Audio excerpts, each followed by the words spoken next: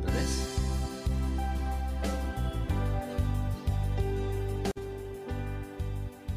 மேலும் கடைசி நாட்களில் கொடிய காலங்கள் வரும் என்று அறிவாயாக.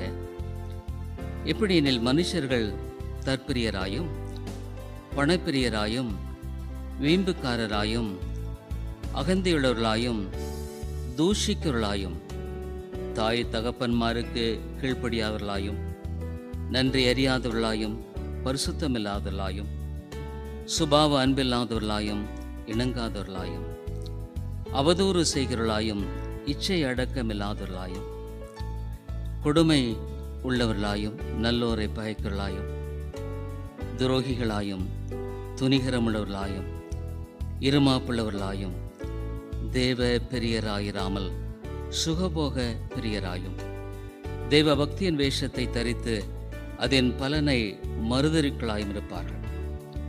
இப்படிப்பட்டவர்களை நீ விட்டு விலகு.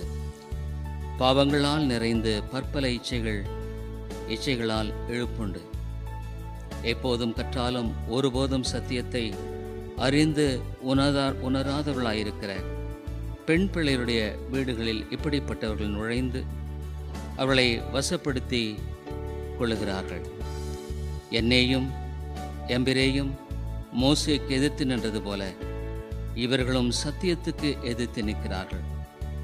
இவர்கள் துர்ப்புத்தியுள்ள மனுஷர்கள், விசுவாச விஷயத்தில் பரீட்சைக்கு நில்லாதவர்கள். ஆனாலும் இவர்கள் அதிகமாய் பலப்படுவதில்லை. அவ்விருவருடைய மதிகேடு எல்லாருக்கும் வெளிப்பட்டது போல இவர்களுடைய மதிகேடும் வெளிப்படும். நீயோ என் போதகத்தையும் நடக்கையும் நோக்கத்தையும் விசுவாசத்தையும் நீடிய சாந்தத்தையும் அன்பையும் பொறுமையையும் அந்தியோகியா எக்கோனியா லீஸ்திரா என்னும் பட்டணங்களில் எனக்குண்டான துன்பங்களையும் பாடுகளையும் நன்றாய் அறிந்திருக்கிறாய். எவ்வளவோ துன்பங்களை சகித்தேன்.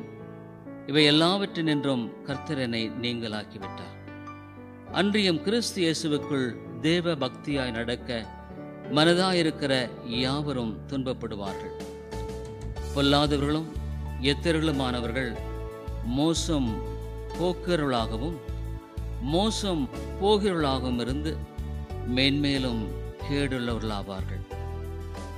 நீ கற்று நிச்சயித்துக் கொண்டவைகளை நிலைத்திரு. அவைகளை இன்னாரிடத்தில் கற்றா என்று நீ அறிந்திருக்கிறதும் அல்லாமல் கிறிஸ்து இயேசுவை பற்றும் விசுவாசத்தினாலே உன்னை ரட்சிப்புக்கேற்ற ஞானம் உள்ளவனாக்கத்தக்க பரிசுத்த வேத எழுத்துக்களை நீ சிறு வயது முதல் அறிந்தவன் என்றும் உனக்கு தெரியும். வேத வாக்கியங்கள் எல்லாம் தேவ ஆவியினால் அருளப்பட்டிருக்கிறது. தேவனுடைய மனுஷன் தேறினவனாகவும் எந்த நற்கிரியும் செய்ய தகுதி உள்ளவனாகவும் இருக்கும்படியாக அவைகள் உபதேசத்துக்கும் கடிந்து கொள்ளுதலுக்கும் சீர்திருத்தலுக்கும் நீதியை படிப்பித்தலுக்கும் பிரயோஜனமில்லைவளாயிருக்கிறது என்பது. அதனால நம்ம இந்த காலையில் பார்க்கிற 2 செஷனில் முக்கியமாக இந்த சீர்திருத்த சத்தியத்தை மையமாக வைத்து நம்முடைய போதனைகளில் நாம் இதன் அடிப்படையில் போதிக்கும்படியான விதமாக அநேக காரியங்களை நாம் சீர்திருத்தப்படுத்த வேண்டிய ஒரு காரியத்தை குறித்தும் இந்த 2வது பகுதியில் பின்னால் நம்ம பார்க்கும்படியான வேளையில் பவுல் சொல்கிற தீமோத்தேயுக்கு எழுதும் பொழுது எங்கே அவர் நீயோ என் போதகத்தையும் நடக்கையும் நோக்கத்தையும் 10வது வசனத்தில் நீடிய சாந்தத்தையும் அன்பையும் பொறுமையும் அது சொல்கிறாரு அறிந்திருக்கிறாய். 2வது செஷனில் பவுலனுடைய ஊழியத்தினுடைய முன்மாதிரி விதமாக இருந்தது. அதன் அடிப்படையில் என்னுடைய ஊழியம் விதமாக இருக்கிறது. ஒரு புதிய ஆண்டுக்குள்ளாக நாம் நுழைய போகிறோம். இந்த புதிய ஆண்டில் நுழையும் பொழுது நாம் எவ்விதமாக நுழைய போகிறோம் என்பது ரொம்ப முக்கியமான ஒரு காரியம். நானும் கூட இந்த இடத்துல இந்த சபையை ஒரு புதிய ஆண்டில் நுழையும்படியான ஒரு காரியத்துக்குள்ளாக வழிநடத்தி செல்லும் முகமாக என்னுடைய போதனைகளை நான் செய்து வருகிறேன். ஏறக்குறைய பழைய reformed Baptist search, reformed Baptist fellowship செயலிழந்து விட்டது. அதுக்கு ஆல்மோஸ்ட் நம்ம ஒன்றா உயிர் கொடுக்கணும், இல்லைன்னா அது செத்து போயிடும். வேறு வழியே கிடையாது. அதுதான் உண்மையான நிலை. ஆகவே தான் மத்தியானத்தில் நான் உங்களுக்கு சில காரியங்களை சொல்லும்படியாக இருக்கிறேன். இந்த ஐக்கியத்தின் ஆரம்பத்தினுடைய நாட்களினுடைய அந்த ஆவிக்குரிய தாகம், அர்ப்பணிப்பு, அதனுடைய நோக்கமெல்லாம் இன்னைக்கு ஏறக்குறைய மறைந்து விட்டது. இதை இப்படி விட்டோம்னா 2024 இதை செத்துறோம். ஆகவே இதற்கு நம்ம எப்படி உயிர் கொடுப்பது என்பதை குறித்து நாம் சிந்திக்க வேண்டிய ஒரு காலகட்டத்தில் நாம் வாழ்ந்து on the verge of death, மரணத்தின் விளிம்பில் நாம் நின்று கொண்டிருக்கிறோம். பொதுவாக பவுலினுடைய அந்த காரியங்கள் ஏறக்குறை 5-6 காரியங்கள் இவ்விதமாக அவர் இந்த சத்தியத்தின் அடிப்படையில் பணி செய்தார். அவருடைய பணிக்கும் என்னுடைய பணிக்கும் எவ்விதமான ஒரு வித்தியாசம் அல்லது ஒத்திருக்கிறது என்பதை குறித்து நாம் சிந்திக்க வேண்டியது மிக அவசியமான ஒரு காரியம். ஏன்னா பல ஆண்டுகளாக நாம் ஊழியம் செய்து வருகிறோம். ரட்சிப்பு நம்முடைய கரத்தில் இல்லை, உண்மைதான். நாம் ஆத்துமாக்களை ரட்சிக்க முடியாது. ரட்சிப்பு கர்த்தருடையது. ஆனால் பவுல் சொல்கிறாரு, உன்னையும் உன்னுடைய போதகத்தை குறித்து ஜாக்கிரதையாயிரு. நான் என்ன போதிக்கிறேன், நான் எதை போதிக்கிறேன், என்ன எதிர்பார்ப்போடு என்னுடைய சபையில் போதித்து கொண்டிருக்கிறேன் என்பதெல்லாம் நாம் உண்மையான விதத்தில் கருத்தில் கொண்டு செயல்பட வேண்டிய ஒரு காலகட்டத்தில் நாம் வந்திருக்கிறோம். சில சமயத்தில் எக்ஸ்பாசிட்டரி ப்ரீச்சிங் சொல்லிட்டு, அது தப்பல்ல, நான் தவறுன்னு சொல்லலை. ஆனால் அதை பகுதியை ஏதோ வியாக்கியானப்படுத்தி கொண்டே போய் கொண்டிருப்போம். அவனுடைய சபை எங்கே இருக்குது, ஏது இருக்குன்னு தெரியாமலே, சபையினுடைய நம்முடைய மக்கள் எங்கே இருக்காங்க, ஏது இருக்காங்கன்னு தெரியாமலே நாம் செய்யக்கூடிய பிரசங்கங்களாக இருப்பதற்கான வாய்ப்பு உண்டுங்க. ஒரு குறிக்கோளற்ற ஒரு ஊழியம் என்பது மிக ஆபத்தானது. நாம் பவுலினுடைய அந்த ஊழிய முறையில் அவர் எவ்விதமான நோக்கங்களையும் குறிக்கோள்களையும் கொண்டவராக பணி செய்தார் என்பதை குறித்து நாம் பார்க்க இருக்கிற வேளையில் நம்முடைய ஊழியத்தை செவ்வைப்படுத்துவது ரொம்ப ரொம்ப அவசியங்க. ரோமருக்கு எழுதின நிருபத்தில் பவுல் சொல்றார், அவர் ஒரு இலக்கை பார்த்து வைத்து இவ்விதமாக பேசுகிற ஒரு காரியத்தை குறித்து நாம் வாசிக்கிறோம். ரோமருக்கு எழுதின நிருபம், இங்கே பவுல் தன்னுடைய ஊழியத்தினுடைய ஒரு குறிக்கோளின் ஒரு பகுதியாக அவர் சொல்லுகிற காரியத்தை குறித்து நாம் வாசிக்கிறோம். அந்த ரோமருக்கு எழுதின நிருபம் 9வது அதிகாரத்தில் இருந்தே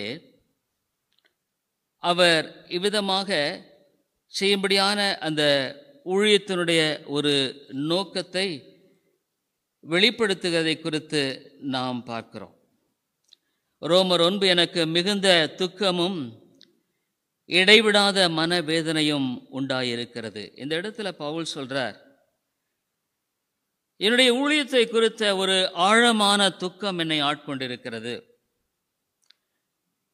என்னுடைய ஊழியத்தை குறித்த ஒரு இடைவிடாத மனவேதனை எனக்குள் உண்டாயிருக்கிறது. அதுமாதிரிலே பவுல் இந்த இடத்துல இவ்விதமாய் சொல்லுகிறதை பார்க்கிறோம்.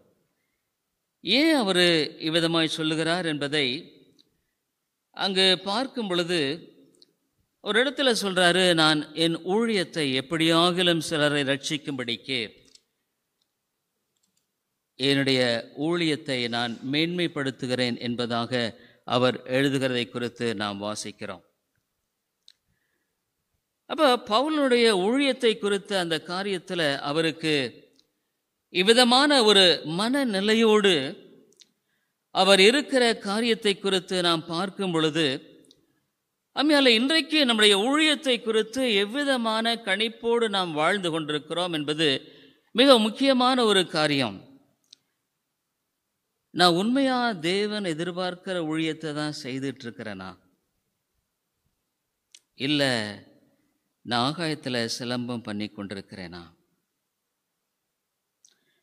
பவுல் சொல்றாரு, தன்னுடைய இருப்பு, அதாவது இஸ்ரவேலர் ரட்சிக்கப்பட வேண்டும் என்ற ஒரு நோக்கத்தோடு கூட இவ்விதமான ஒரு மனவேதனையோடு அருமையாலே நம்முடைய ஊழியம் 2023 வரைக்கும் பார்க்கும் பொழுது ஒரு தோல்வி என்று தான் சொல்ல முடியும். நம்ம எல்லாமே அப்படி தான் சொல்ல முடியும். ஒரு தோல்வியாக தான் போயிட்டேன்னு சொல்லலாம். நிச்சயமாக யாருமே வெற்றியோடு நான் இந்த இத்தனை ஆண்டுகளாக என்னுடைய பணியை நான் செய்தேன்னு சொல்லக்கூடாத ஒரு நிலையில் அவ்விடமாக காணப்படுகிற ஒரு காரியத்தை குறித்து சொல்லப்போனால் நம்ம வெட்கப்படுவது நல்லது, அதில் தவறில்லை என்பதை குறித்தும் நான் யோசிக்கிறேன். நான் வெட்கப்படுறேன். நான் நிச்சயமாக என்னுடைய ஊழியத்தை குறித்து பல காரியங்களில் நான் வெட்கப்படும்படியான ஒரு காரியமாகவே இருக்கிறது. அப்போ இந்த 2024லும் இவ்விதமாகவே நாம் தொடரும்படியாக நம்முடைய வாழ்க்கையை நாம் நடத்தி செல்லுவோமா, அல்லது இந்த 2024 நம்முடைய ஊழியத்தை நாம் சரிபடுத்த பார்ப்போமா? இதுதான் நமக்கு முன்பாக இருக்கிற ஒரு கேள்வி. நமக்குள்ளாக இருக்கிற இந்த கேள்வியை குறித்து பவுலுடைய வாழ்க்கையை குறித்து மிகுந்த ஆச்சரியமாக இருக்கிறது. முக்கியமாக அந்த காரியங்களை குறித்து நான் படித்த பொழுது எனக்கே ஒரு பெரிய சவாலாக இருந்தது. ஆமையாலே பவுலனுடைய வாழ்க்கை வேதத்தில் நமக்கு ஒரு நல்ல முன்மாதிரியாக இருக்கிறது. நான் எங்கே போயிட்டுருக்கிறேன், லக்கு இல்லாதபடிக்கு நான் ஏதோ ஆகாயத்தில் சிலம்பம் பண்ணுகிறவனாய் காணப்படுகிறேனா? ஆகவே நம்மை நாம் இந்த நாட்களில் மிகுந்த தாழ்மையோடு ஆராய்ந்து பார்ப்பது நமக்கு மிகுந்த நல்லது, சொந்த ஆத்துமாவுக்கு நல்லது. பவுல் சொல்கிறாரு, நான் ஆகாதவனா போயிடக்கூடாது. அப்படின்னா என்னென்னா, நான் நரகத்துக்கு போயிடக்கூடாது. அதுதான் உண்மையான காரியம். நான் ஆகாதவனாய் போகாதபடிக்கு என்னுடைய சரீரத்தை அப்படின்னா என்னுடைய காரியத்தை நான் சரிபடுத்த வேண்டியதாக இருக்கிறது. நான் ஆகாதவனாய் போகாதபடிக்கு என்ன கேட்டால், அந்த 2வது பகுதியில் my personal relationship with God, இது ரொம்ப ரொம்ப முக்கியம். உனக்கும் தேவனுக்கும் இடையில் நீ எப்படி வாழ்கிற? உண்மையாக உன்னால் சொல்ல முடியுமா, தேவனோடு நான் கொண்டிருக்கிற உறவில் நான் இந்த ஆண்டின் கடைசி பகுதியில் உண்மையாலுமே ஒரு நல்ல உறவை கொண்டிருக்கிறேன் என்று உன்னால் சொல்ல முடியுமான்னு நான் கேட்குறேன். சில சமயத்தில் ஒருவேளை நான் பேசுகிறது கடினமாக கூட இருக்கலாம், உங்களுக்கு தப்பு, அதை பற்றி நான் வருத்தப்படலை, அது நல்லதுன்னு நான் யோசிக்கிறேன். உனக்கும் தேவனுக்கும் உள்ள உறவு எப்படி இருக்குதுங்க? ஒரு ஊழியனுடைய தனிப்பட்ட வாழ்க்கையில் அனக்கும் ஆண்டவருக்கும் இருக்கிற உறவில் நான் சரியா இல்லைன்னா I am not fit for ministry. அதுறீங்களா, நான் ஊழியத்துக்கு தகுதி இல்லைன்னு. ஏன்னா எனக்கும் அவருக்கும் சரியான தொடர்பு இல்லைன்னா அவரை குறித்து நான் என்ன பேசுவதற்கு தகுதி எனக்கு இருக்கு இல்லை? ஆமாம், அதை குறித்து நம்ம மத்தியானம் பார்க்க இருக்கிறோம். பவுலினுடைய பர்சனல் ரிலேஷன்ஷிப் வித் காட், அவனுடைய ஊழியத்தை அது அதிகமாய் பாதிக்கக்கூடியதாக இருந்தது. உன்னுடைய personal relationship with God affects your ministry a lot. நீ ஊழியம் செய்கிறன்னு ஊழியத்தினால ஒன்றும் ஆகாதுங்க, ஊழியத்தினால ஒன்றுமே ஆகாது. எனக்கும் ஆண்டவருக்கும் இடையில் தொடர்பு சரியா இல்லைன்னா என்னுடைய ஊழியம் வீண். Absolutely is a vain. ஒரு அங்கங்கே அலைந்து தெரியலாம், நான் அதை பற்றி நான் சொல்ல வரல. நீ ஊழியம் செய்கிறேன்னு சொல்லி நான் ஊழியம் செய்கிறேன்னு செய்யலாம், ஒன்றும் தப்பு இல்லை. ஆனால் ஆண்டுடைய பார்வையில் அது முற்றிலுமாக வெறுமைங்க, வெறுமை. ஆகவே இந்த 24 நான் பிரவேசிக்கும் பொழுது என்னுடைய தேவனோடு கொண்டிருக்கிற உறவை நான் புதுப்பிக்காமல், ஆண்டவரே இந்த 24 நான் ஊழிய பணியில் இறங்க மாட்டேன். என்னுடைய உம்மோடு கூட கொண்டிருக்கிற உறவு நான் புதுப்பிக்க வேண்டும். வேதனை உண்டாக்குற வழிகள் உண்டோ என்று ஆராய்ந்து பார்த்தரலும். நீ உண்மையா அவனுடைய அழைப்பை குறித்து பவுலனுடைய வாழ்க்கையில் தாங்க, he knows for what purpose he was called. அவன் எதுக்காக அழைக்கப்பட்டான் என்பதை பவுல் அறிந்திருந்தான். நீ அறிஞ்சிருக்கிறையா? நான் அறிஞ்சிருக்கிறேனா? இல்லை, உண்மையாலுமே நீ அறிந்திருக்கிறையா? நான் அறிந்திருக்கிறேன்னு கேட்கிறேன்.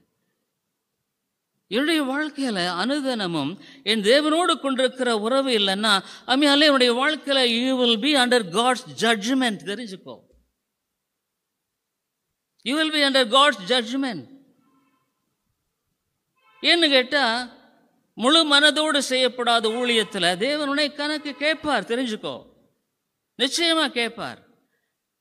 அசதியாய் ஊழியம் செய்கிறவன் சபிக்கப்பட்டவன். You are cursed, I am cursed. இது வேதம் சொல்லுது. நீயும் நான் அசதியாய் ஊழியம் செய்து கொண்டு ஊழியத்தை செய்வது அருமையானே, அது நாம் தேவனுடைய கோபாக்கினைக்கு நம்மை இரட்டிப்பாக்கிக் கொள்கிறோம். நான் என்ன வேதத்தில் தான் நின்று தான் பேசுகிறேன்.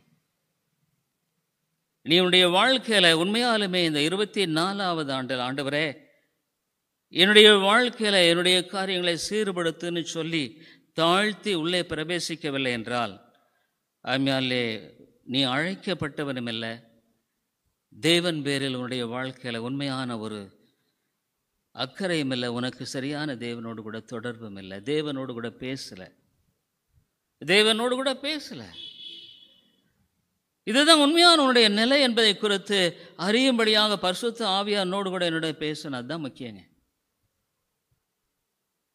தீமோத்தேயுக்கு பவுல் எழுதும் பொழுது என்ன, இந்த சீர்திருத்த சத்தியத்தினுடைய காரியங்களை குறித்து பார்க்கும் பொழுது அதுமாதிரி இந்த சீர்திருத்த சத்தியத்தினுடைய அந்த சீர்திருத்தவாதிகள் தங்களுடைய வாழ்க்கையை பணயம் வைத்து வாழ்ந்தார்கள் என்பதை குறித்தெல்லாம் நம்ம பார்க்கும் பொழுது, ஒருவேளை எனக்கும் மார்ட்டின் லூத்தரை தெரியும், ஜான் கால்வினை தெரியும், ஜிங்லியை தெரியும், ஜான் நாக்ஸை தெரியும். ஆனால் உனக்கும் எனக்கும் ஒன்றுமே தெரியாத மரித்து போன எத்தனையோ ஆயிரக்கணக்கான ஆத்துமாக்கள் உண்டு. தெரியுங்களா? எத்தனையோ ஆயிரக்கணக்கான மக்கள் ஒருவருக்கும் தெரியாது, ஆனால் தேவனுக்கு மாத்திரமே தெரியும்.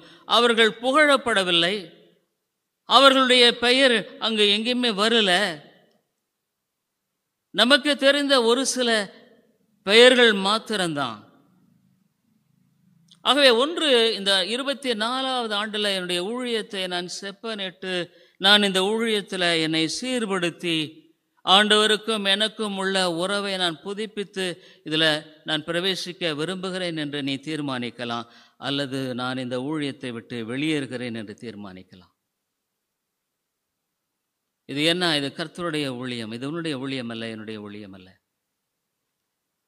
நீ உன்னுடைய வாழ்க்கையில் ஒன்று உன்னை செப்பனிட்டு சரிபடுத்தி இந்த 24ல் பிரவேசிக்கும்படியாக நீ ஆயத்தமாக இல்லைன்னா, ஏன்னு கேட்டால் அது உனக்கு நல்லது, உன்னுடைய ஆத்மாவுக்கு நல்லது. ஒருவேளை நீ ரட்சிக்கப்பட்ட நிலையில் ஒரு பரலோகத்துக்கு போகிறதுக்குரிய வாய்ப்பாக இருக்குது. இல்லைன்னா நீ ஆக்கினை அடைய மாட்டா என்பதை குறித்து எந்த இடத்துலாவது எனக்கு சொல்லு. நான் இந்த வேதத்தில் நான் பார்க்குறேன். அசதியாய் ஊழியம் செய்கிறவன் சபிக்கப்பட்டவன். Cursed is the one. போதுங்க. நம்முடைய வாழ்க்கையில் விதமாக இந்த சீர்திருத்த சபை, சீர்திருத்த சத்தியம், சீர்திருத்த ஊழியக்காரன்ற பெயரை வைத்து கொண்டு நம்முடைய வாழ்க்கையில் வாழுகிறது போதும். நாராக இருந்தா என்னங்க, நானாக இருந்தா என்ன, யாராக இருந்தா என்ன, தேவனுடைய பார்வையில்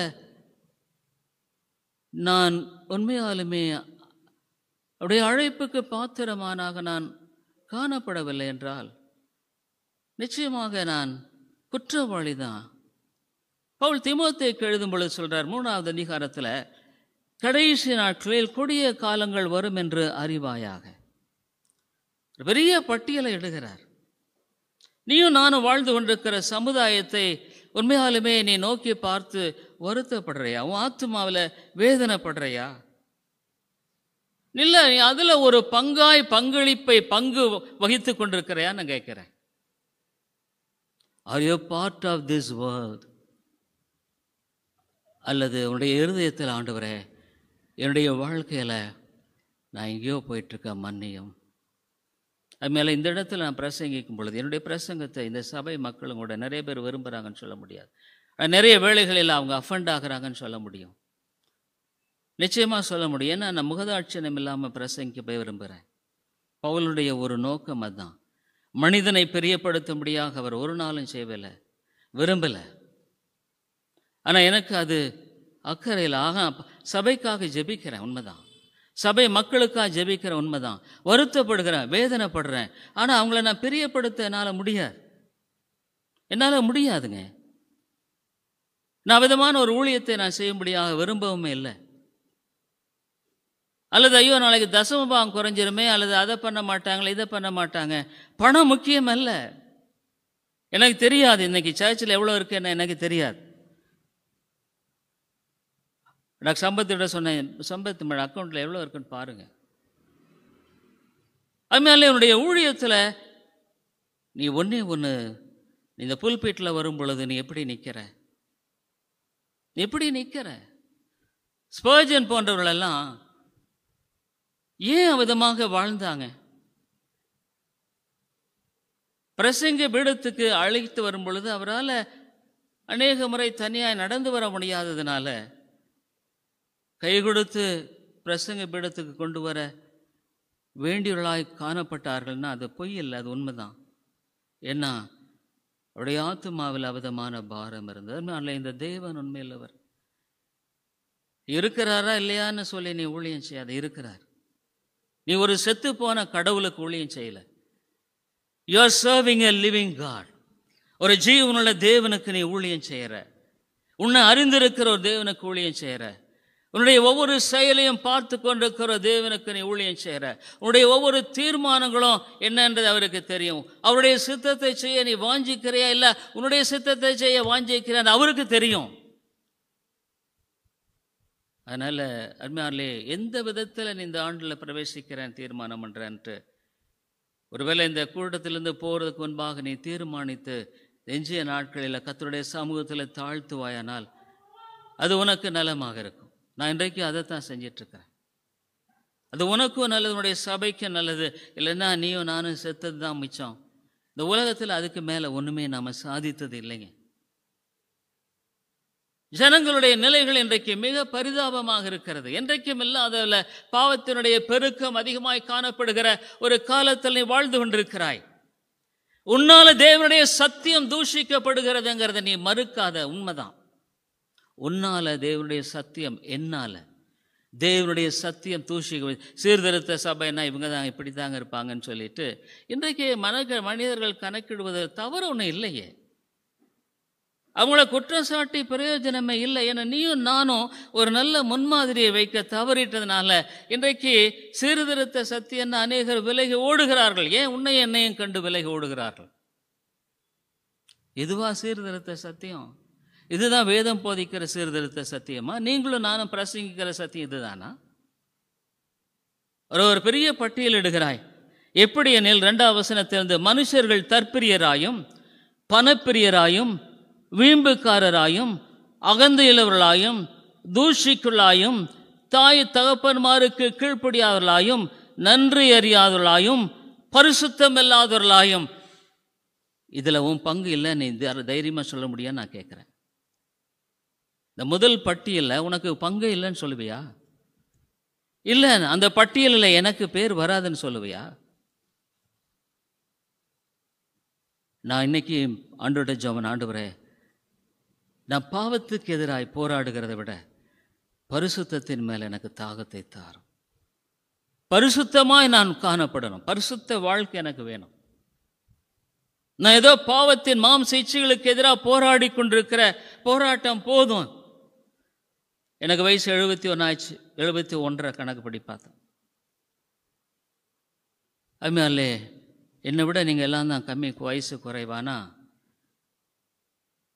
என்னுடைய மாம்ச இச்சைக்கு ஒரு வயசு ஆயிட்டா குறைஞ்சி போச்சுன்னு நினைக்கிறீங்களா? அதுமாதிரிலே வாலிபனை விட வயோதிகன் ரொம்ப ஆபத்தானவன். நீ வயசு ஆக உன்னை நம்பி ரொம்ப ஜாக்கிரதையாக இருக்கணும்.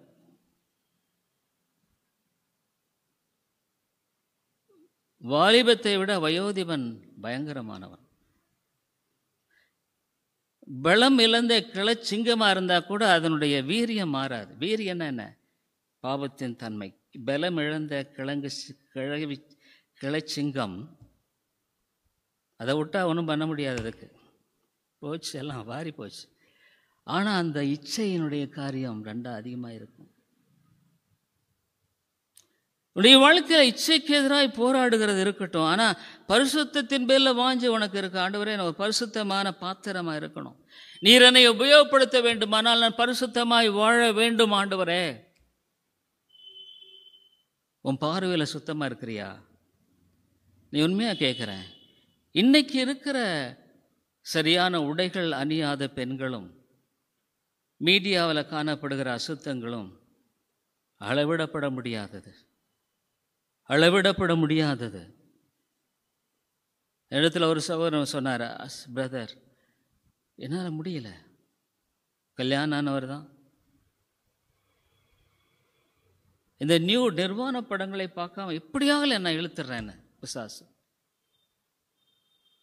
ஒருவேளை உன்னை பற்றி எனக்கு தெரியாது, உன்னை பற்றி எனக்கு தெரியாது, தயவுசெய்து ஒருவேளை இந்த ஆன்லைனில் கேட்குற சகோதர சௌரி எனக்கு தெரியாது, நீ அந்த மாதிரி பாவத்திலெல்லாம் நீ இன்னும் இருக்கிறன்னு சொன்னால் அதெல்லாம் ரொம்ப கொடியது, ரொம்ப கொடியது. உனக்கு இன்டர்நெட்டை கையாள தெரியலன்னா நீ பேசாமல் பட்டன் ஃபோன் வாங்கிக்கிறது நல்லது. ஏன்? உன் ஆத்துமா முக்கியம், உன்னுடைய ஆத்துமா முக்கியம். ஆகவே ஆண்டவரே, நான் இன்னும் பாவத்தோடு போராடி கொண்டிருக்கிறதில்ல, அந்த ஆழமான பரிசுத்த வாஞ்சை எனக்கு. I must be Holi. தேவன் சொன்னார், நான் பரிசுத்தராக இருக்கிறது போல நீங்கள் பரிசுத்தராக இருங்கள். ஆகவே ரெண்டாவது சொன்னார், சுபாவ அன்பில்லாதவர்களாயும் இணங்காதவர்களாயும் அவதூறு செய்கிறவர்களாயும் இச்சை அடக்கம் இல்லாதவர்களாயும் கொடுமையுள்ளவர்களாயும் நல்லோரை பாய்க்கிறவர்களாயும் துரோகிகளாயும் துணிகரமுள்ளவர்களாயும் இருமாப்புள்ளவர்களாயும் தேவ பெரியராயிராமல் சுகபோக பெரியராயிரும். ஆண்டவருக்கு நான் பிரியமா இருக்கணும்னு நினைக்கிறியா? இல்லை நீ சுகபோகமாக அவளுன்னு நினைக்கிறியா?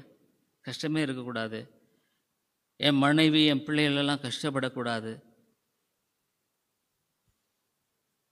நான் தவறுன்னு சொல்லலை, ஆனால் அவருடைய ஆத்துமாவை குறித்த என்ன உத்தரவத்தோடு நீ வாழ்ந்துட்டு இருக்கிற நான் கேட்குறேன். பிள்ளைகளுக்காக நீ ஜெபம் பண்ணுறியா? நீ நம்புறியா? பவுலுடைய இன்னொரு காரியம் என்னதான், ஏட் அன் இட்டர்னல் விஷன். அதெல்லாம் நம்மகிட்ட இல்லைன்னா நம்ம சீர்திருத்த சத்தியத்தின் போதர்களாக வாழ முடியாதுங்க. நித்திய தரிசனம் இல்லை, இந்த வாழ்ற வரைக்கும் வாழ்கிறோம் இல்லை. தேவ பிரியராயிராமல் சுகபோக பிரியராயும் தேவ பக்தியின் வேஷத்தை தரித்த பலனை மறுதலாயும் இருப்பார்கள். Having the form of godliness. நான் ஊழியக்காரன், நான் புல்பீட்டில் நிற்கிறதுனால என்னுடைய வாழ்க்கையில் நான் சில சமயங்களில் யோசிப்பேன், என்னுடைய சபை மக்கள் என்னை குறித்து என்ன நினைப்பாங்க? இப்போ ஒருவேளை இந்த சூழ்நிலையில் நான் இருக்கும் பொழுது, எனக்கு இருக்கிற இந்த சூழ்நிலையில் என் சபை மக்கள் என்னை பற்றி என்ன நினைப்பாங்க? அவங்க கொஞ்சமாறு இந்த போதகர் இப்படியெல்லாம் இருப்பார்னு நினைப்பதற்கான வாய்ப்பு இருக்கான ஒரு முறை நான் சிந்தித்து பார்ப்பேன். பாவத்தில் விழும்படியாக அல்ல, அந்த நேரத்தில் நான் யோசிப்பேன், நான் போதகனாக இருக்கிறதுனால அவங்க என்ன ஒருவேளை வேறு மாதிரி நினைக்கலாம், இவருக்கெல்லாம் சோதனையே இருக்காதுன்னு கூட நினைக்கலாம். ஆனால் என்னுடைய வாழ்க்கையில் ஒன்று சொல்கிறேங்க, இல்லை ஒன்று சொல்கிறேன், நல்லா தெரிஞ்சுக்க. ஒரு விசுவாசியை விட ஒரு ஊழியக்காரனுக்கு சோதனைகள் அநேக மடங்கு அதிகம், அநேக மடங்கு அதிகம். ஒரு விசுவாசியை விட ஒரு ஊழியக்காரனுக்கு சோதனைகள் அநேக மடங்கு அதிகமாகவே இருக்கும், சந்தேகமே இல்லை. அப்போ நான் எப்படி வாழுகிறேன்? எங்கே போயிட்டுருக்கிறேன்? ஆಮೇಲೆ பவுல் சொன்னார், விதமான ஒரு தேவ பக்தியின் பாவங்களால் நிறைந்து பற்பல இச்சைகளால் இழுப்புண்டு எப்பொழுது கற்றாலும் ஒருபோதும் சத்தியத்தை அறிந்து உணராதவர்களாயிருக்கிற பெண் பிள்ளைகளுடைய வீடுகளில் இப்படிப்பட்டவர்கள் நுழைந்து அவளை வசப்படுத்திக் கொள்கிறார்கள். எவ்வளோ நேரங்க சீர்திருத்த சத்தியன்னு பேசிகிட்டு இருப்பேன். உனக்கு எனக்கு தெரியும், நான் திரும்ப அதே அரைக்கிற மாவை அரைக்கிறது என்ன பிரயோஜனம்? உனக்கு சத்தியம் தெரியாதா? தேறினவனாகவும் கற்று நிச்சயத்துக்கு நிலைத்திருந்தெல்லாம் தெரியும். பல ஆண்டுகளாக நீயும் நானும் கேட்டுட்டு வருகிற சத்தியம் தானே இது. வேற என்ன போதிக்க போறார் இவர்? அரைத்த மாவை என்னை அரைத்து கொண்டிருக்கிறாய். பாருங்க, ஒன்றும் தெரிஞ்சுக்குங்க, கன்விக்ஷனுங்கிறது ரொம்ப வித்தியாசமானது. கன்விக்ஷன் இந்த காரியம் என்னுடைய வாழ்க்கையில் ஒரு தீவிரவாதின்னு சொன்னால் அவன்லாம் அந்த கன்விக்ஷன்னால தான் தீவிரவாதியாக மாறுறான்.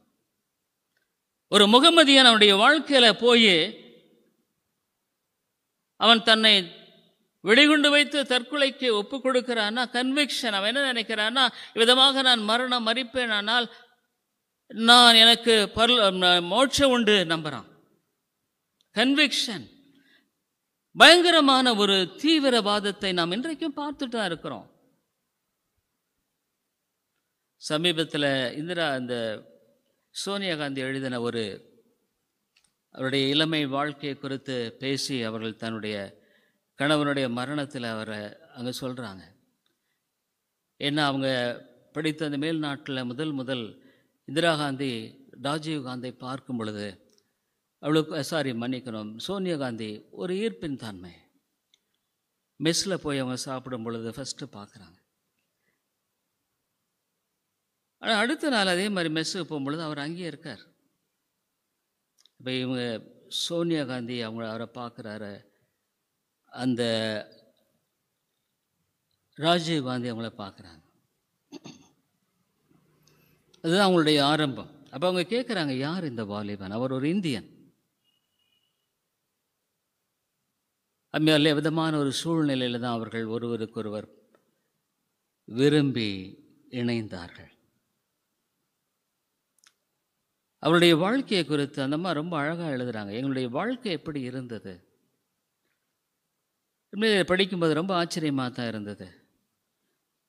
அந்த அம்மா அவனுடைய அந்த வாழ்க்கை எப்படி இருக்கணும், எப்படி அவர்கள் வாழ்ந்தார்கள் என்பதை குறித்து மிக அழகாக எழுதியிருக்கிறார்.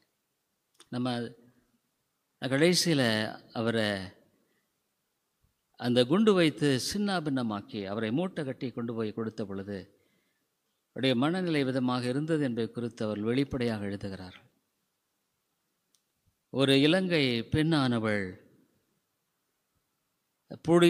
விடுதலை புலிகளின் இயக்கத்தில் இருந்த அந்த ஒரு பெண்மானிவள், அவளை மறிக்கும்படியாக அந்த குண்டோடு அவள் வெடித்து சிதறி மறித்து போனாள். அவளுக்கு தெரியும், நான் போகும் பொழுது நிச்சயமாக நான் இவருக்கு பக்கமாக போகும் பொழுது இந்த குண்டு வெடித்து நானும் சிதறுவேன், இந்த மனுஷனை சிதறிடுவார். அப்போது தன்னுடைய உயிரையே அந்த இடத்துல பணையம் வைக்கக்கூடிய அளவில் அந்த ஸ்திரீயானவள் ஒப்பு கொடுத்த கன்விக்ஷன். அவளுக்கு என்ன கன்விக்ஷன் இருந்தது எனக்கு தெரியல. ஆனால் ஒரு முகமதியனாவது நான் மோட்சத்துக்கு போவேன்ற ஒரு கன்விக்ஷனோட அவன் தற்கொலை அந்த குண்டை வெடித்து கொள்ளும்படியாக அவன் பார்க்கிறான். அதுமாதிரி சீர்திருத்த சத்தியங்கிறது கன்விக்ஷன், நாலேஜ் இல்லை. நீ உன்னுடைய வாழ்க்கையில் கன்விக்ஷன் இல்லாமல் பிரசங்கிக்கிறதே அதை நான் ஏற்றுக்கொள்ள முடியலை. நான் அப்படி பண்ணுறேன்னா இல்லைன்னு நான் சொல்லலை, என்னால் முடியலை. நான் விரும்புகிறேன், நிச்சயமாக விரும்புகிறேன் ஒரு கன்விக்ஷனோட. ஏன்னா நான் ஆராதிக்கிற தேவன் யாருங்கிறத நான் அறிந்திருக்கிறேன். அந்த வேதத்தில் அவர் எவ்விதமானவர் என்பதை அறிந்திருக்கிறேன். அவருடைய குமாரனுடைய பலி எவ்விதமானது, அவருடைய கிரயம் எவ்விதமானது, ஒரு ஆத்துமா மனம் திரும்புவது என்பது என்ன, அதற்கான உழைப்பு என்ன, எல்லாமே வேதத்தில் சொல்லப்பட்டிருக்கிறதை நான் வாசித்திருக்கிறேன். ஆனால் அதனுடைய வயசுப்பாடே போகணுமானா அது ஐயோ வேண்டாம். காலையில் கூட நான் தான் ஜெபம் பண்ண, ஆண்டவரே ஒருவேளை என்னுடைய வாழ்க்கை இதோடு கூட முடிந்து விட வேண்டாம், வேண்டாம், போதும், எனக்கு போதும், இது வேண்டாம். இனி மேலும் என்னுடைய வாழ்க்கையில் இதே நிலையில் நான் வாழ்கிறத நான் விரும்பலை, என்னால் முடியாது. ஆனால் எனக்கு நீர், இவருக்கு என்ன அதிகாரம் இருக்கிறது?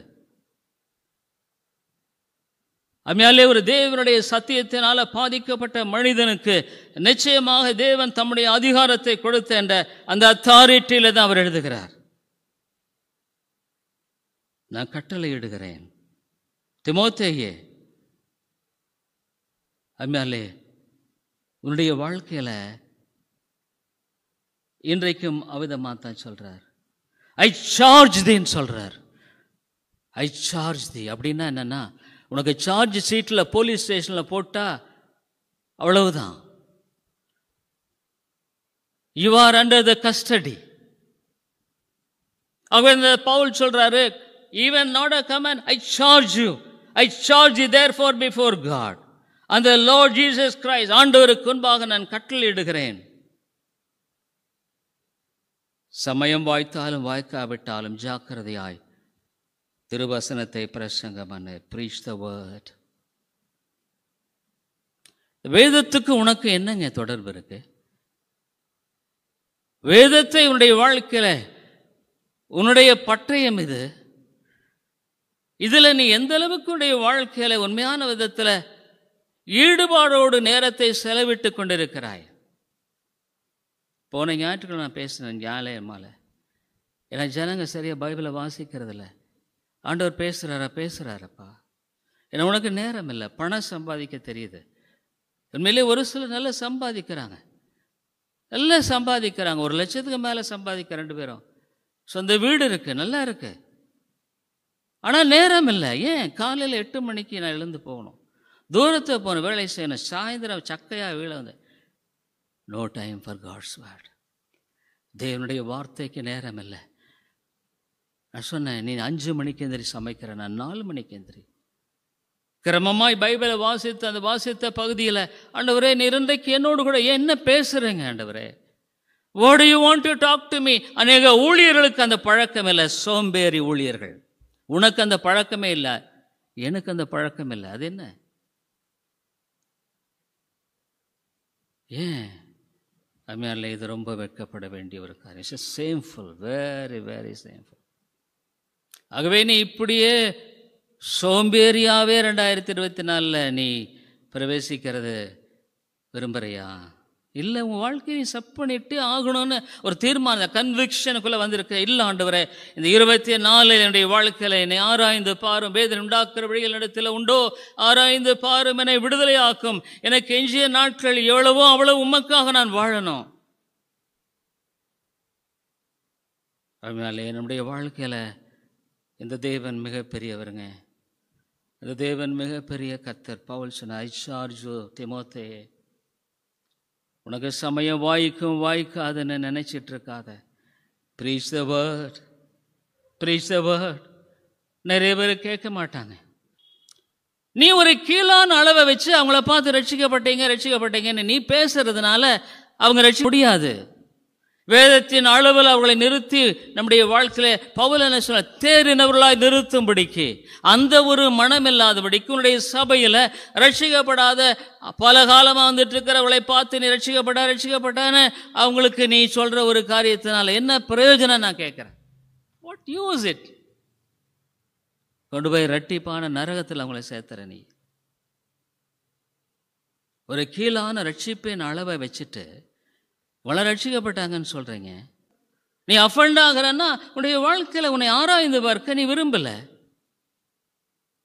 உன்னுடைய வாழ்க்கையில் உன்னுடைய அழைப்பையும் தெரிந்து கொள்ள உறுதியாக்கும்படி ஜாக்கிரதையாயிரு. தாழ்மை இல்லை, தாழ்மை இல்லாமல் ரட்சிக்கப்பட்டு கிடையாது. இல்லைங்க, பவுல் சொல்ல தேறினவளா நிறுத்தும்படிக்கு. ஏன்னா என்னுடைய பணி சிறப்பாக இருக்கணும். I must breach the word. ஆவியானவர் தான் கிரியை செய்ய முடியும். நிச்சயமா அது பவுல்ல தான் சொல்றாரு. என்னன்னா, சமயம் வாய்த்தாலும் வாய்க்காவிட்டாலும் நாளில் ஜாக்கிரதையா திருவசனத்தை பிரசங்கம் பண்ணு, எல்லா நீடிய சாந்தத்தோடும் உபதேசத்தோடும் கண்டனம் பண்ணி கடிந்து கொண்டு புத்தி சொல்லுப்பா. பவுல் சொல்றது அதுதான். நீ என்ன பண்ணு? கண்டம் them. சும்மா மாம்ச அளவில் அவர்களை கண்டம் பண்றது இல்லைங்க. மாம்ச அளவில் நீ கண்டம் பண்ணா பவுல் சொல்றாரு, reprove, rebuke, exhort with all long suffering and this doctrine. அம்மையாலே, இந்த சத்தியத்தின் மேல வைராக்கி எனக்கு இருந்தா நான் நிச்சயமா கண்டனமும் பண்ணாம நான் பிரசங்கம் பண்ண முடியாது. அவ்வளவுதான், என்னால் முடியாது. இது அளவு. உன்னை ஆசீர்வதிப்பார், ஆண்டவர் செய்வார்னு நான் உன்னை சொல்லிக்கிட்டே இருக்கிறதுல என்ன பிரயோஜனம் இருக்கு? என்ன பிரயோஜனம் இருக்குன்னு நான் கேட்குறேன். ஏன்னா 3வது வசனத்தில் தான் சொல்கிறார், ஏனென்றால் அவர்கள் ஆரோக்கியமான உபதேசத்தை பொறுக்க மனதில்லாமல் செவித்தினர்களாகி தங்கள் சுய இச்சைகளுக்கேற்ப ஏற்ற போதலை தங்களுக்கு திரளாக தெரிந்து கொண்டு சத்தியத்துக்கு செவியை விலக்கி கட்டுக்கதைகளுக்கு சாய்ந்து போகும் வளம். வேத சரியாக வாசிக்கிறது. No time to reach the word of God. நீ எந்த அளவுக்கு ஆஸ் எ ப்ரீச்சர் அவங்கள மோட்டிவேட் பண்ணுற? ஆகவே உன்னுடைய வாழ்க்கையில் அம்மாலே என்னுடைய வாழ்க்கையில் செப்பனிட ஆயத்தமாக இருக்கிறோமா? என்னுடைய ஊழியத்தை எப்படி ஆகலும் மேன்மைப்படுத்துகிறேன். ஏன்னா எப்படி ஆகலும் சிலர் ரட்சிக்கணுமே. ஆண்டவரே ரட்சித்தரலாம். பிரதர்ஸ், நம்முடைய வாழ்க்கையை நான் ரொம்ப யோசிக்கணுங்க. பவுலினுடைய காரியங்களெல்லாம் நம்ம பார்க்கும் பொழுது உண்மையிலேயே நம்ம ரொம்ப நான் வெட்கப்படுறேன் உண்மையாலுமே. ஆனால் நான் 24 நான் வேறு மாதிரி பிரவேசிக்க விரும்புகிறேன். போதும், நான் வேறு மாதிரி தான் பிரவேசிக்க விரும்புகிறேன். நான் நல்லா இருக்கேன்னு சொல்லலை, ஆனால் நல்லா இருக்க விரும்புகிறேன். ஒரு உண்மையாக நான் ஊழியம் செய்யணும் விரும்புகிறேன். உண்மையான ஒரு சத்தியத்தின் அடிப்படையில், ஒரு விசுவாசத்தின் அடிப்படையில். எனக்கு எத்தனை பேருங்க இன்றைக்கி சபையில் பாருங்கள், நம்ம சொல்லப்போனால் இந்த காரியங்களெல்லாம் ரொம்ப வருத்தமான ஒரு காரியம். அநேக சமயம் நம்ம உலகத்துக்கு ஒத்த மனுஷர்களாக தான் வாழ்ந்து கொண்டிருக்கிறோம். உண்மையாக சொல்ல விசுவாசமே இருக்கா? மற்ற மனிதர்களைப் போல தான் நம்ம வாழ்ந்துட்டுருக்குறோம். அதே கவலை தான், அதே விதமான ஒரு மனரீதியோட செயல்படுகிற காரியம். நீ விசுவாசிக்கிறவர் என்னார்னு உனக்கு தெரியாதா? பவுல் நான் விசுவாசிக்கிறவர் என்னார்னு அறிவேன். அதனால என்னுடைய வாழ்க்கையில் என்ன நீ நினைக்கிற? செம்மைப்படுத்த விரும்புறியா? ஜெபம் பண்ணுங்க. எங்கள் அன்பின் ஆண்டவரே, உண்மையாலுமே நம்முடைய ஆவியானவர் எங்களோடு பேச வேண்டும். ஆண்டவரே தேவா, எங்களுடைய வாழ்க்கையை நீர் அறிந்திருக்கிறீர். போதும், 2024 ஆண்டில் ஆண்டவரே ஒன்றா எங்களுடைய வாழ்க்கை செம்மைப்படணும். இல்லைன்னா ஆண்டவரே போதும், எங்களுடைய வாழ்க்கையில் ஆண்டவரே தெய்வ பக்தியின் வேஷத்தை தெரித்து அதில் பலனை மறுதற்காய் வாழ்ந்தது போதும். கிருபையாயிரும் ஆண்டவரே, எங்கள் வேல் இரக்கமாயிரும், கிருபையாயிரும். தேவா, நம்முடைய ஆவியானவர் மட்டுமே எங்களோடு பேச முடியும். இந்த காலங்களை சந்தியும். எங்களுடைய சபைகளுக்கு ஐயோ, மெய்யாலுமே எங்களுடைய சபைகளுக்கு ஐயோ. எங்களுடைய மக்களை பார்க்கும் பொழுது ஆண்டவரே மனவேதனையாக இருக்கிறது. அவர்களை பார்க்கும் பொழுது நான் என்ன ஊழியம் செய்துட்ருக்கிறேன், ஏன் இப்படிலாம் இப்படி இருக்கிறாங்க, ஏன் இப்படி இவங்க வாழ்கிறாங்க? அப்போ நான் சரியில்லையா? நான் போதிக்கிற சத்தியம் சரியில்லையா? ஏன் என்ற ஒரு பெரிய கேள்வி முன்பாக இந்த ஆண்டினுடைய கடைசியில் நின்று கொண்டிருக்கிற காரியமாக இருக்கிறது. ஆண்டவரே ஆவியானவரே, நாங்கள் இங்கே தங்கியிருக்கிற இந்த 2 நாட்களை நீ எங்களோடு பேச வேண்டும் என்று ஜெபிக்கிறோம். நீ தெளிவாய் பேசும் ஆண்டவரே, இல்லை என்றால் நாங்கள் மரித்து விடுவோம். தெளிவாய் நீர் பேசும், இல்லை என்றால் நாங்கள் மரித்து விடுவோம். ஆண்டவரே, எங்களுடைய வாழ்க்கையை கிருபையாக கண்ணோக்கி எங்களை மன்னித்தருளும். ஆண்டவரே, எங்களுடைய மீதில் பாவங்களெல்லாம் மன்னியும் தகப்பனே. எங்களுடைய அக்கிரமங்களெல்லாம் மன்னியும். துணிகரமாக எங்களுடைய வாழ்க்கையில் ஆண்டவரே செய்த எல்லா விதமான பாவங்களை மன்னியும். என்னுடைய மேட்டுமைகளை மன்னியும். என்னுடைய ஆண்டவரே என்னுடைய ஆண்டவரே கர்த்தாவே துணிகரமான பாவங்களை மன்னியும். எனக்கும் எங்களுக்கும் இறங்கும் ஆண்டவரே. தேவா, நீர் விட்டு விடாதிரும். கிருபையின் தேவனே, நீர் எங்களை விட்டு விடாதிரும் ஆண்டவரே. உம்முடைய வார்த்தையின் அளவுகளை ஆண்டவரே நாங்கள் குறைக்க முடியாது. ஆனால் எங்களை நாங்கள் ஏமாற்றிக்கொண்டு மற்றவர்களை ஏமாற்றுகிற அந்த வாழ்க்கை எங்களுக்கு போதும். போதும் ஆண்டவரே, போதும். முதலாவது என்னை நான் ஏமாற்றிக் கொள்கிறேனே, முதலாவது நான் வேற யாரை ஏமாற்றிக்கொண்டா என்ன நான் ஏமாற்றிக்கிறேன், என்ன நான் ஏமாற்றி வாழ்ந்தது போதும். போதும் ஆண்டவரே, இனிமேலும் அது வேண்டாம். நான் என்னை மட்டும் ஏமாற்றிக் கொள்ளலை, மற்றவர்களை நான் ஏமாற்றுகிறவனாகவே வாழ்ந்துட்டேன் ஆண்டவரே. ஆமாம் ஆண்டவரே, என்னை கிருபையாய் மன்னியும். என்னை கிருபையாய் மன்னித்து எனக்கு இரக்கம் செய்யும், எனக்கு இரக்கம் செய்யும் ஆண்டவரே. இவ்வளோ அருமையான பிரதர்ஸ் நீர் ஆசீர்வதியும், என்னை ஆசீர்வதியும். உண்மையான ஆவிக்குரிய ஆசீர்வாதத்தினால எங்களை கிருபையாக ஆசீர்வதித்தருளும். இயேசுவை நாம் ஜெபிக்கிறோம் நல்ல பிதாவே, ஆமென்.